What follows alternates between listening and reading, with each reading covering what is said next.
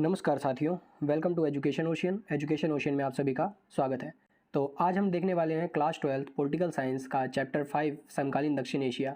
और आज इस चैप्टर में हम देखने वाले हैं कि कितने शॉर्ट एमसीक्यू क्वेश्चंस होने वाले हैं जो इस चैप्टर से इंपॉर्टेंट होने वाले हैं आपके बोर्ड एग्जाम के लिए। तो चलिए बिना देरी के वीडियो को शुरू करते हैं। सबसे पहले प्रश्न में आप सभी से पूछा गया है कि निम्न में से किस देश में आज़ादी के बाद सफलतापूर्वक लोकतंत्र कायम रहा। ऑप्शन हमें दिए गए हैं। Option A Pakistan, option B Bangladesh, option C Sri Lanka और ऑप्शन डी इनमें से कोई नहीं। तो ऑप्शन सी हमारा इसका राइट आंसर हो जाएगा, क्योंकि श्रीलंका एक ऐसा देश है बच्चों जहाँ पे सफलतापूर्वक लोकतंत्र कायम रहा है जब से वो आज़ाद हुआ है। श्रीलंका की आज़ादी 1948 में हुई है और भारत की आज़ादी 1947 में हुई है। भारत और श्रीलंका दोनों ही ऐसे कंट्री है जहाँ पर सफलतापूर्वक लोकतंत्र कायम हुआ है जब से वो आज़ाद हुए हैं, यानी आज़ादी के बाद से ही सफलतापूर्वक लोकतंत्र कायम है यहाँ पे। और आप सभी जानते ही हैं कि पाकिस्तान और बांग्लादेश एक ऐसी कंट्री है बच्चों, पाकिस्तान बांग्लादेश, जहाँ पर सैनिक शासन और लोकतंत्र दोनों साथ साथ चलते हैं। तो यहाँ पर सफल लोकतंत्र नहीं कहलाएगा। ऑप्शन सी हमारा राइट हो जाएगा, श्रीलंका। क्वेश्चन दूसरे में हमसे पूछा गया है कि निम्न में से किस देश में लोकतांत्रिक तथा सैनिक दोनों तरह के शासन रहा है। तो क्वेश्चन फर्स्ट में ही बच्चों मैंने आपको इसका आंसर बता दिया था कि पाकिस्तान और बांग्लादेश ऐसी कंट्री है जहां पर सैनिक और लोकतंत्र दोनों तरह का शासन साथ साथ चलते हैं। तो ऑप्शन डी हमारा राइट हो जाएगा, ए और बी दोनों। तो श्रीलंका का मैंने अभी आपको बता ही दिया कि श्रीलंका में जब से आज़ाद हुआ है, जब से सफल लोकतंत्र है, तो ऑप्शन डी हमारा राइट हो जाएगा, ए और बी दोनों।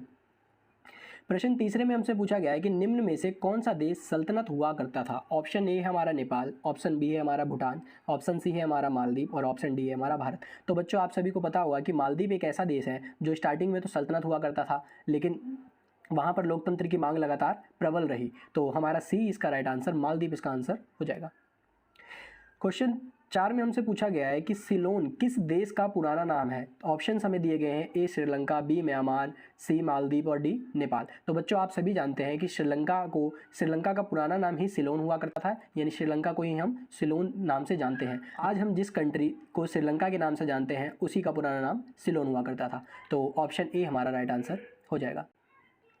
क्वेश्चन 5 में हमसे पूछा गया है कि ताशकंद समझौता कब हुआ। तो बच्चों ताशकंद समझौता समझने से पहले आपको ये समझना पड़ेगा कि इंडिया और पाकिस्तान के वॉर कब कब हुए। तो बच्चों सबसे पहला वॉर 1948 में हुआ, 47-48 में हुआ, और दूसरा वॉर हमारा 1965 में रहा, और तीसरा वॉर हमारा 1971 में रहा, और तीसरा वॉर जो कारगिल वॉर कहलाता है वो 1999 में रहा। तो बच्चों ये 4 वॉर हमारे पाकिस्तान के साथ हुए हैं, जिनमें से ताशकंद समझौता हमारा पाकिस्तान के दूसरे वॉर यानी 1965 वाले वॉर के कारण ही हमें ताशकंद समझौता करना पड़ा था पाकिस्तान के साथ।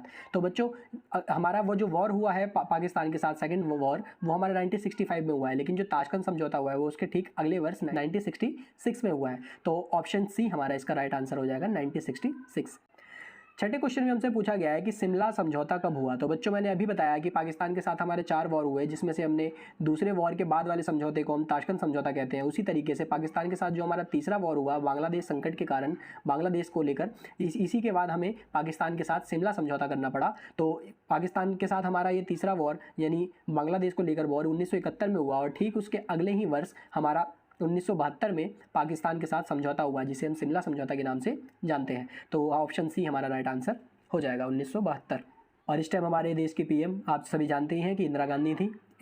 और इंदिरा गांधी को बांग्लादेश संकट के बाद, यानी बांग्लादेश को जब उन्होंने स्वतंत्र राष्ट्र बनवा दिया, पूर्वी पाकिस्तान को जो बांग्लादेश का नाम का स्वतंत्र पाकिस्तान बनवा दिया, तो इंदिरा गांधी को पॉपुलैरिटी भी बहुत ज़्यादा मिली थी। 7वें प्रश्न में हमसे पूछा गया है कि भारत ने श्रीलंका में शांति सेना कब भेजी। तो बच्चों यहाँ पे आपको मैं समझा दूँ कि भारत में श्रीलंका में शांति सेना भेजने की ज़रूरत क्यों पड़ी। तो बच्चों हम सभी जानते हैं कि श्रीलंका जो है हमारे भारत के जस्ट नीचे पड़ता है, और श्रीलंका से हमारा विवादित मुद्दा है जिसे हम जातीय संघर्ष कहते हैं बच्चों।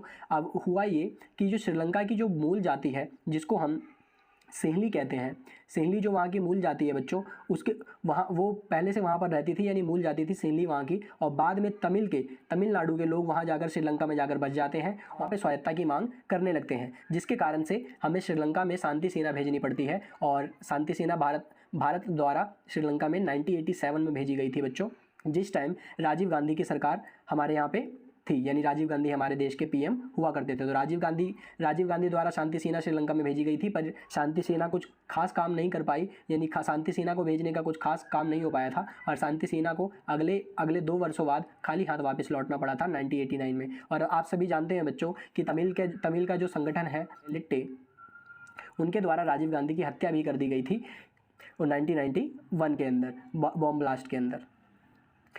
तो आप सभी समझ गए कि भारत ने श्रीलंका में शांति सेना कब भेजी, तो इसका आंसर हमारा बी 1987 हो जाएगा, और उस टाइम के पीएम हमारे राजीव गांधी थे। चलिए अगले प्रश्न की तरफ बढ़ते हैं। 8वें प्रश्न में हमसे पूछा गया है कि भारत ने अपना पहला परमाणु परीक्षण कब किया। ऑप्शन हमें दिए गए हैं, option A 1974, option B 1962, option C 1998 और ऑप्शन डी 1999। तो हमारा ऑप्शन ए राइट आंसर हो जाएगा 1974, और ये परीक्षण पोखरण में किया गया था। तो चलिए अगले प्रश्न की तरफ बढ़ते हैं। यहाँ पे आपसे पूछा गया है कि शेख मुजीब रहमान का संबंध किस देश से है।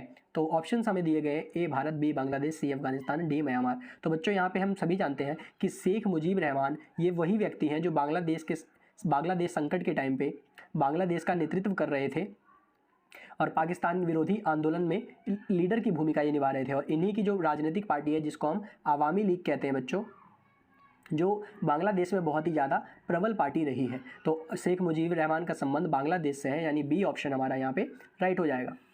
प्रश्न 10वें में हमसे पूछा गया है कि निम्न में से किस देश में संवैधानिक राजतंत्र था। Option A Bangladesh, option B Bharat, option C Nepal और डी इनमें से कोई नहीं। तो बच्चों आप सभी जानते हैं कि बांग्लादेश में सैनिक प्लस लोकतंत्र दोनों तरह का शासन है। भारत वहीं पे एक सफल लोकतांत्रिक देश कहलाता है, वहीं पे नेपाल एक ऐसी कंट्री है जहाँ पर संवैधानिक राजतंत्र की मांग हमेशा से प्रबल रही है। इन्होंने अपना संविधान बनाने की भी कोशिश करी है, कई बार संविधान बनाने की कोशिश करी है, लेकिन उसमें ये असफल रहे हैं। तो 10वें प्रश्न का सी हमारा राइट आंसर हो जाएगा, नेपाल। 11वें प्रश्न में हमसे पूछा गया है कि नेपाल में किन किन के बीच त्रिकोणीय संघर्ष चला। तो बच्चों ये संघर्ष चलने से पहले हमें ये समझना पड़ेगा कि ये संघर्ष चला क्यों।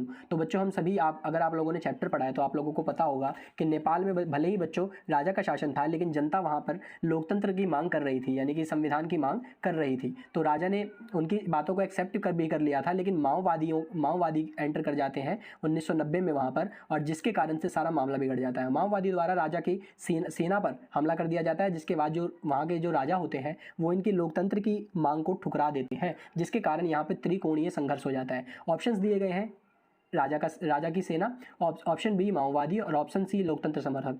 बच्चों ये तीनों ही आंदोलन में शामिल होते हैं, तो डी हमारा इसका राइट आंसर हो जाएगा उपरोक्त सभी, क्योंकि राजा के सैनिक माओवादी और लोकतंत्र समर्थक तीनों ही हमें इस आंदोलन में देखने को मिलते हैं। तो अगले प्रश्न की तरफ बढ़ते हैं। प्रश्न 12वें में हमसे पूछा गया है कि किस देश से भारत का बिना वीजा के यात्रा का समझौता है। तो ऑप्शन ए रूस, option B Japan, option C Nepal और ऑप्शन डी चाइना। तो हम सभी जानते हैं बच्चों कि नेपाल के साथ हमारा बिना वीजा के यात्रा का समझौता है, ऑप्शन सी हमारा राइट आंसर हो जाएगा। प्रश्न 13वें में हमसे पूछा गया है कि नेपाल के राजा ने कब संसद को भंग करके सरकार को गिरा दिया। तो मैंने आपको बच्चों अभी ऊपर डिस्कस किया, जब मैंने आपको बताया कि नेपाल ने संसद को भंग कब किया, तो इसका आंसर 2002 हो जाएगा, यानी कि 2002 हमारे एक राइट आंसर हो जाएगा, क्योंकि 2002 में ही संसद को नेपाल के राजा द्वारा भंग कर दिया गया था, क्योंकि वहाँ पे त्रिकोणीय संघर्ष छिड़ गया था, जहाँ पे एक तरफ कौन थे, राजा की सेना, और दूसरी तरफ माओवादी लोग, माओवाद से प्रेरित लोग, और तीसरी तरफ वहीं पर लोकतंत्र समर्थक व्यक्ति थे। तो इसी को हम त्रिकोणीय संघर्ष कह रहे थे, और इसी के कारण राजा ने 2002 में वहाँ की जो संसद था उसको भंग कर दिया था, ताकि लोकतांत्रिक कार्य को आगे न बढ़ाया जा सके।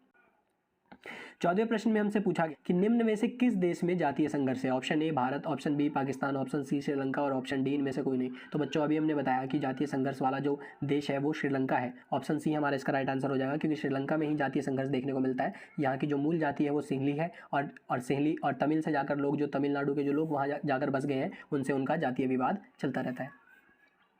15वें प्रश्न में हमसे पूछा गया है कि श्रीलंका में कौन सा समुदाय बहुसंख्यक है। तो बच्चों option A Sinhali, option B Tamil, option C Asami और डी इनमें से कोई नहीं। तो अभी मैंने आपको बताया कि श्रीलंका में एक समुदाय है जो वहाँ की मूलवासी समुदाय कहलाती है, जिसको हम सिंहली कहते हैं। तो ऑप्शन ए हमारा राइट आंसर हो जाएगा, और यही वहाँ पर बहुसंख्यक है, यानी अधिक मात्रा में है। 16वें प्रश्न में हमसे पूछा गया है कि लिट्टे का संबंध किस देश से है। तो अभी बच्चों मैंने बताया कि लिट्टे ही वो संगठन था जिसने राजीव गांधी को बॉम्ब ब्लास्ट करके मौत के घाट उतार दिया था। वो लिट्टे ही वो संगठन था बच्चों, और ये संगठन किस देश से बिलोंग करता है। तो हम सभी जानते हैं श्रीलंका से बिलोंग करता है। क्यों बच्चों, अभी मैंने आपको ऊपर बताया कि श्रीलंका में सिंहली प्लस तमिल, इन दोनों के बीच में जातीय संघर्ष है, और तमिल लोगों ने ही अपना एक संगठन बना लिया था जिसको हम लिट्टे कहते हैं, जिसकी फुल फॉर्म है लिबरेशन टाइगर्स ऑफ तमिल इलम।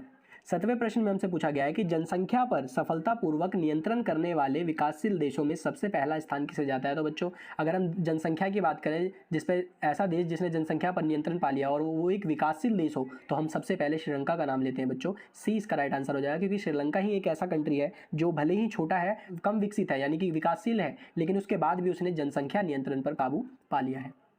सी इसका राइट आंसर हो जाएगा। 18वें प्रश्न में हमसे पूछा गया है कि दक्षिण एशिया के किस देश ने सबसे पहले अपनी अर्थव्यवस्था का उदारीकरण किया। तो बच्चों जिस तरीके से अभी हमने बात किया कि जनसंख्या पर नियंत्रण पाने वाला सबसे पहला देश जो हमारा है वो श्रीलंका है, उसी प्रकार से श्रीलंका एक ऐसा कंट्री है जिसने बच्चों सबसे पहले अपनी अर्थव्यवस्था का उदारीकरण किया है। तो इसका भी आंसर बी इसका राइट आंसर हो जाएगा। 19वें प्रश्न में हमसे पूछा गया है कि भारत और पाकिस्तान के बीच में नदी जल बंटवारे के लिए 1960 में सिंधु जल संधि किसकी मदद से हुई। ऑप्शन ए विश्व बैंक, बी विश्व व्यापार संगठन, ऑप्शन सी अंतर्राष्ट्रीय मुद्रा कोष, ऑप्शन डी अंतर्राष्ट्रीय न्यायालय। तो बच्चों इसका मेरे को आंसर कमेंट करके जल्दी से बताओ कि भारत और पाकिस्तान के बीच में 1960 में ये सिंधु नदी को लेकर जो संधि हुई है वो इन चारों में से किसके द्वारा कराई गई है। तो जल्दी से मेरे को इसका आंसर कमेंट में बताओ। प्रश्न 20वें में हमसे पूछा गया है कि भारत का किस देश के साथ गंगा और ब्रह्मपुत्र नदी के जल में हिस्सेदारी को लेकर कुछ मुद्दों पर मतभेद है। तो option A Pakistan, option B चीन, option C Bangladesh, option D Nepal. तो बच्चों हम सभी जानते हैं कि ब्रह्मपुत्र और गंगा नदी के जल को लेकर हमारा बांग्लादेश के साथ विवाद है, तो ऑप्शन सी हमारा राइट आंसर हो जाएगा।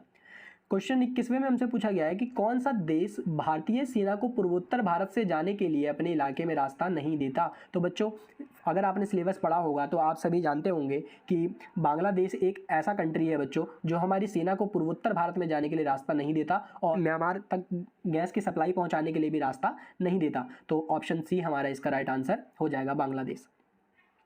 प्रश्न 22वें में हमसे पूछा गया है कि निम्न में से कौन सा देश भारत की पूर्व चलो की नीति का हिस्सा है। तो option A Bangladesh, option B रूस, ऑप्शन सी चीन, ऑप्शन डी जापान। तो बच्चों हम सभी जानते हैं कि भारत की पूर्व चलो की नीति का मतलब है पूर्व के अपने भारत के पूर्व के देशों के साथ अपने अच्छे सामाजिक, राजनीतिक और आर्थिक संबंधों को स्थापित करना है, जिसमें हमने बांग्लादेश को भी अपने साथ रखा है। ये पूर्व चलो की नीति का हिस्सा बनाया है बांग्लादेश को भी। तो ए हमारा इसका राइट आंसर बांग्लादेश हो जाएगा। प्रश्न 23 में हमसे पूछा गया है कि सार्क संगठन कब बना तथा इसका मुख्यालय कहाँ है। तो ऑप्शन ए है हमारा 1985 ढाका, ऑप्शन बी है हमारा 1985 नेपाल, ऑप्शन सी है हमारा 1985 नेपाल काठमांडू, ऑप्शन डी है हमारा 1985 भारत। तो बच्चों जल्दी से मुझे कमेंट करके बताओ कि जो सार्क संगठन है ये कब बना और इसका मुख्यालय कहाँ है। जल्दी से मुझे कमेंट करके बताओ कि ए है, बी है, सी है या डी है। क्वेश्चन 24 में भी हमसे पूछा गया है कि निम्न में से कौन सी पाकिस्तान की खुफिया एजेंसी है। ऑप्शन ए रॉ, option B ISI, option C CIA, option D CBI। तो बच्चों हम सभी जानते हैं कि पाकिस्तान की खुफिया एजेंसी को हम ISI कहते हैं। तो ऑप्शन बी हमारे यहाँ पे राइट आंसर हो जाएगा।